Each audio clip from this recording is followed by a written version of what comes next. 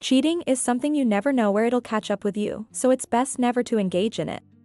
I'm the one who got cheated on. That day, I was out of town for work. Let's call the area I was in ABC County. ABC County is in the same region as where we live, about a 2-hour drive away. It's also famous for its spa. Driving around the town, there were charming inns and spa signs everywhere. This year's anniversary falls on the weekend, so staying at a spa sounds lovely. I had discussed with my husband, Kevin, so I quickly added ABC County to our list of places to consider.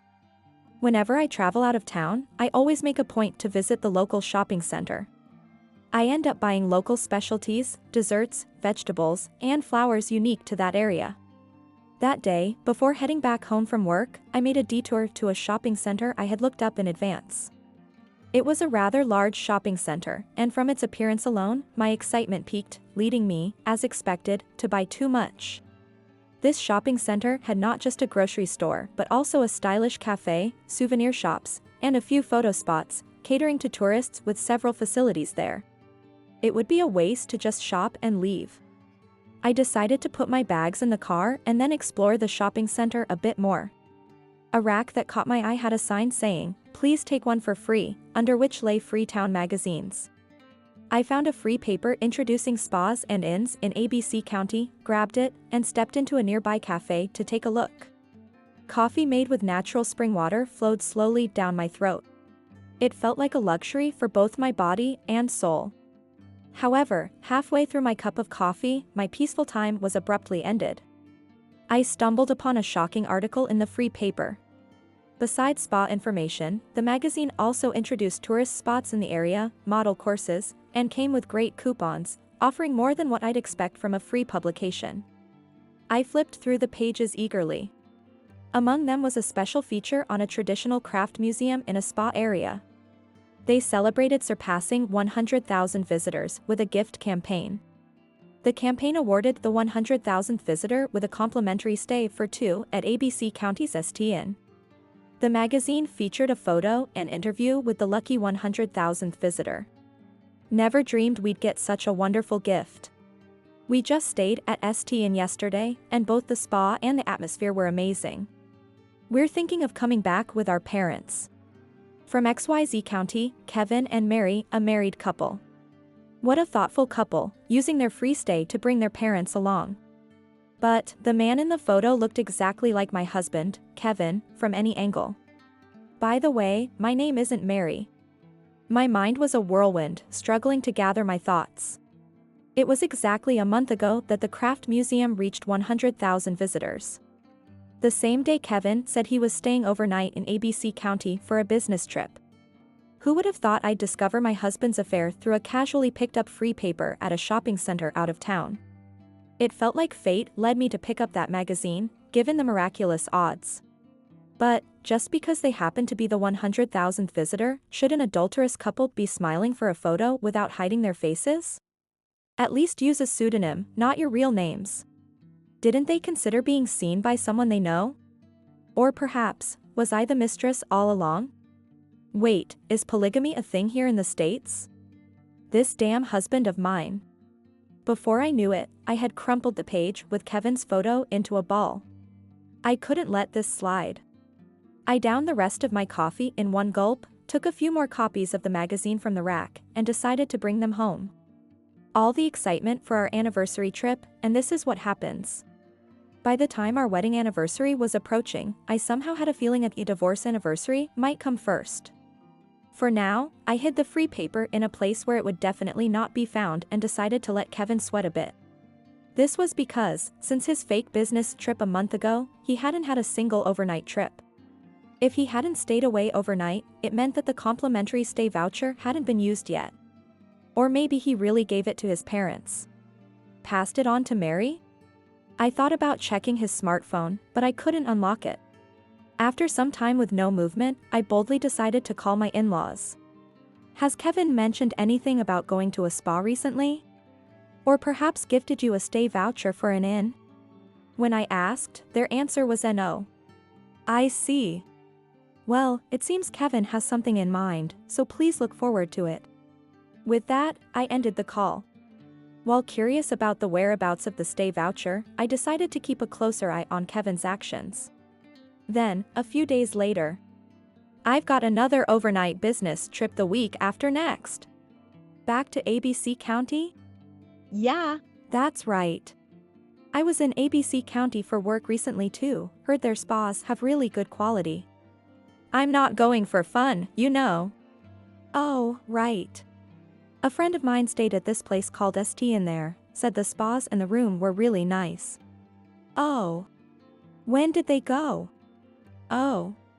Last month, she said. Seems like it's hard to get a reservation there. Is that so? Well, let's book early and go together next time. Yeah. Let's go together. You're the one who said we should go together, huh? There's no way I'm letting just the two of you go. So, I was informed about another upcoming business trip to ABC County, but before that, I had something I needed to do. It was almost certain Kevin was cheating, but the article in the free paper was too flimsy as evidence. I needed to gather more conclusive evidence. Kevin often worked late, aligning with his business trips. It was about 2 or 3 times a week. I also had overtime work about as frequently and never suspected that these late nights were for affairs, but he was evidently intimate enough with the other woman to go on trips with her. Frequently meeting for trysts. Realizing overtime equaled secret meetings, I installed a GPS logger in Kevin's car. He commuted by car. For a week, I retrieved the logger from his car every day, charged it, and placed it back. It didn't take long to catch the tail of his affair. That week, he had said he was working overtime on Monday and Tuesday, but I discovered he went to a hotel both evenings after work. And, it turned out there was hardly any real overtime. In other words, the days Kevin came home after 10 p.m. claiming overtime were his cheating days. The following Monday, Kevin told me he had to work late again, so I decided to stake out the hotel he and the woman usually used, to see his infidelity with my own eyes. As expected, around 7 p.m., Kevin appeared with the woman, walking confidently into the hotel. The woman was indeed Mary, the one from the free paper. I captured their entrance into the hotel on video and photo, then left. With Kevin's fake business trip a few days away, I began to prepare in earnest to send Kevin plummeting into hell. There was no way I was going to let them use that free stay voucher. To stop their trip, I made calls to a certain place, a certain person, and some other people. Essential allies in bringing Kevin to justice. On the eve of his business trip, Kevin, while grumbling, "This sucks, I don't want to go," packed his duffel bag for one night. The next morning, Kevin left for his business trip early, dressed in a suit, but I noticed that a set of his casual clothes and a pair of sneakers were missing from his closet and shoe box. We both worked and had a joint account for living expenses, where we deposited a fixed amount each month. Beyond that, we were free to use our remaining personal money as we wished, so we never checked each other's pay stubs. Anyone who hands over their pay stub to their spouse every month would get caught right away if there were no overtime or business trip allowances. I wonder how those who do manage to find the time to cheat. Then came the day of the supposed business trip. In the lobby of the ABC County's ST Inn, Kevin and Mary were lining up among other guests to check in at the counter. The business trip was indeed a complete lie. It seemed they planned to use the stay voucher together. 2 guests, correct? Yes, 2. 6 guests. Eek! Emerging suddenly behind Kevin and Mary were their parents, 4 in total. They had blended in with the other guests and staked out the inn before Kevin and Mary arrived. Naturally, encountering one's parents during a forbidden affair would lead to this reaction. "Why are you here?" "What's going on?" "Dad, Mom, you were at home this morning, right?"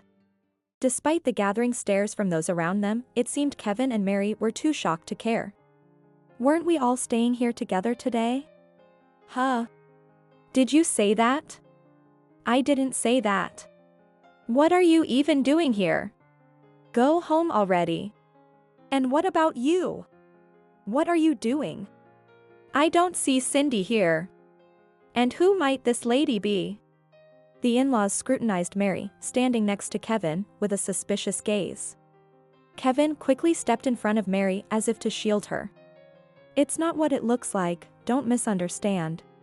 She's just a friend. Yeah. Just a friend.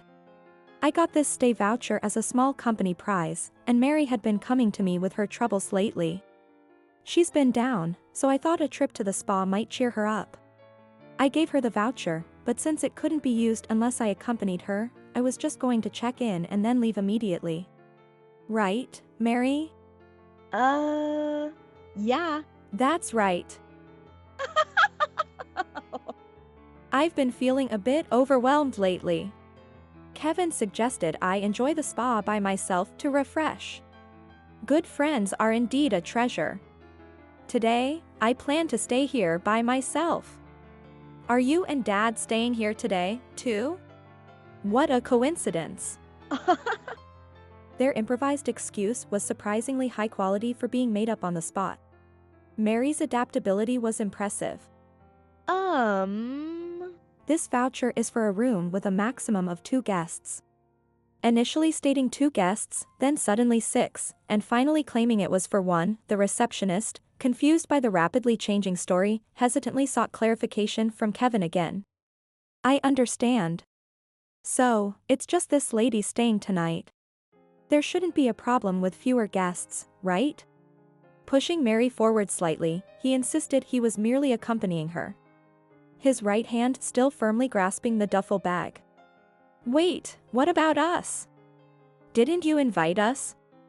Wasn't it supposed to be a trip to honor your parents? I thought we were celebrating your dad's upcoming birthday. I was looking forward to it. As the parents of both voiced their complaints about Mary staying alone, I decided it was time to intervene as it was becoming a nuisance to the inn and other guests. What's happening? Seems like there's some misunderstanding. Why is Cindy here too? I remember reading we were supposed to come with the parents. Why? This doesn't make any sense. With a surprise entrance by me and Mary's husband, the two backed away as if in a cartoon. Whoa! Thud. They stumbled over another guest's luggage behind them, both landing with a loud flop. I had pretended to be a guest and called the inn directly to confirm if there was a reservation under Kevin's name for the dates he mentioned he was on a business trip. Sure enough, there was a reservation for 2 under Kevin's name. Since it turned out Mary was also married, there was a duty to report to her partner, right? That's why I methodically reported everything starting from the free paper incident to Mary's husband. Mary's parents were called to the inn on the day through her husband. From the front, Mary's husband and I were closing in, while from behind, the owners of the luggage looked down upon the two with a very cold gaze. Kevin and Mary were truly left with nowhere to turn, isolated in their plight. Curiosity over the unfolding drama kept the guests, who had already checked in, from heading to their rooms, their rubbernecking nature fully on display. Some even sneakily took videos, but I let them be. You said you were coming with your parents, right? Mary's husband's words echoed. Indeed, Kevin and Mary had answered as such in the interview. That's why I brought their parents. What are you talking about? I never said anything like that. Since Kevin stubbornly refused to admit anything, I reluctantly pulled out the free paper from my bag and thrust the page featuring Kevin and Mary right in front of them. Look, it's written right here. No way! Apparently, either Kevin nor Mary had ever imagined that their photo and interview would end up gracing a whole page of the free paper in such a grand manner. They only realized the hefty price they paid for the free stay voucher at that moment. Looking around, they finally came back to their senses. Let's sit over there and talk this through, so we don't bother everyone here. Following Mary's husband's suggestion, to prevent Kevin and Mary from escaping, their parents firmly took hold of them, and an emergency meeting was set up in a corner of the lobby with tables and sofas. Kevin and Mary's faces had turned so pale, you'd wonder if their blood had stopped flowing. It's amazing how much a person can wither in such a short amount of time when cornered. But now was the real issue. There was still so much more to press on. Sitting across the table from each other, with Mary's husband and I on one side and Kevin and Mary on the other, their in-laws and Mary's parents observed from the next table. First, we needed an admission of the affair straight from Kevin and Mary's mouths before any discussion could start. However, just as we began to press, Kevin found his second wind. While I was on a business trip in ABC County, I just happened to meet Mary in front of the craft museum. We were just chatting when we decided to check out the event happening there, and then, out of the blue, we were told we were the 100,000th visitor and had our photo taken. That interview in the paper was all fabricated. Kevin rebutted with a new lie, completely negating his previous explanations. Please believe me. There was no affair with Kevin. You don't have any proof, do you? Mary looked up at her husband, pleading for forgiveness. Proof, that's where you're wrong. I presented the logger records of their daily hotel visits and photos of them entering and exiting the hotel. Kevin and Mary were utterly defeated. I wanted to hear it from them directly, but they kept resisting till the end, so I had no choice but to proceed this way. Hearing nothing but silence from them, a heavy sigh came from the next table. Their children's situation must have been deeply disappointing for the parents. Yet, perhaps the most disheartened were Mary's parents. Mary, do you understand the situation you're in?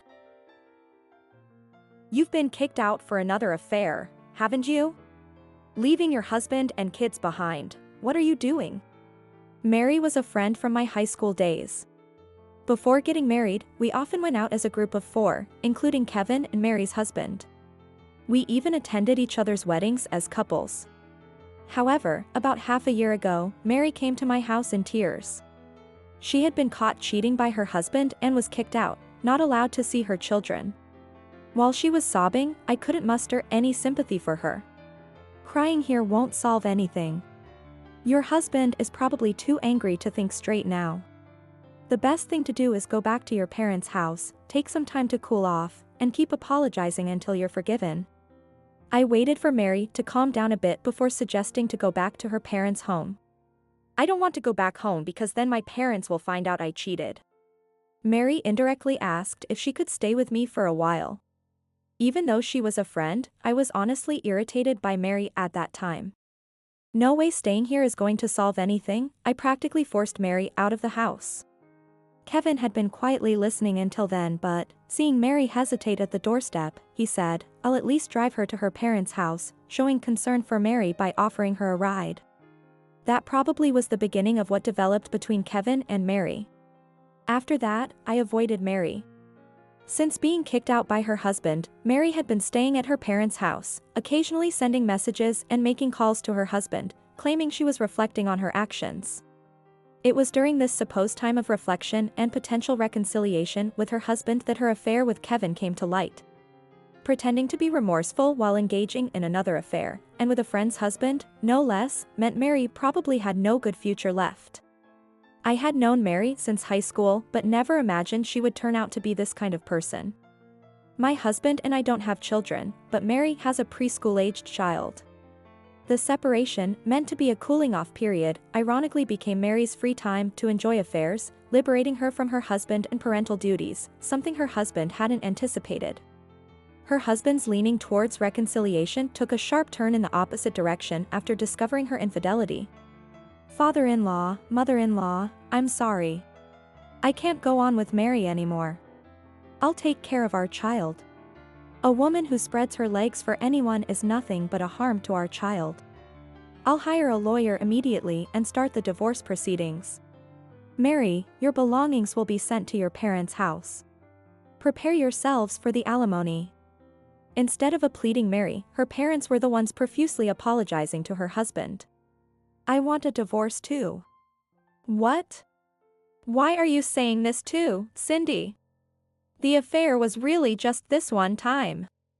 I swear I won't meet any other woman until I die. Please forgive me. Don't misunderstand. It's this one time I can't forgive. That mouth that spews nothing but lies? Have it sewn shut so you can't speak for the rest of your life. I've never lied. That's a lie right there, you big bluffer. As I stood up from the sofa and shouted that, Kevin and Mary froze, then got a thrashing from their parents before being dragged back to their respective homes. Kevin left with his parents in one car, and Mary with her parents in another, leaving me and Mary's husband to inevitably return in my car, which I had driven with my in-laws. Shall we head back too? Yes. Oh. The room. If no one stays, we'll be charged a cancellation fee. True. Why don't you and your child stay? It's a pair ticket, after all. Oh, well, I couldn't possibly. But it would be such a waste. It's hard to get a reservation here, and your child would surely enjoy it. Let's do that, shall we? Then there was a suggestion of adding money to let me stay with them, but no way, that was impossible. I politely declined, explained the situation to the inn, and waited for check-in while Mary's husband went to pick up his child. I just went home. Well, to add a postscript, we both ended up divorcing. Mary's husband and their child seemed to have enjoyed the spa stay with the voucher. Somewhat surprisingly, I received a spa gift catalog from Mary's husband as a thank you later. I felt like I had gained something from this whole mess, but first, I need to find someone to go with.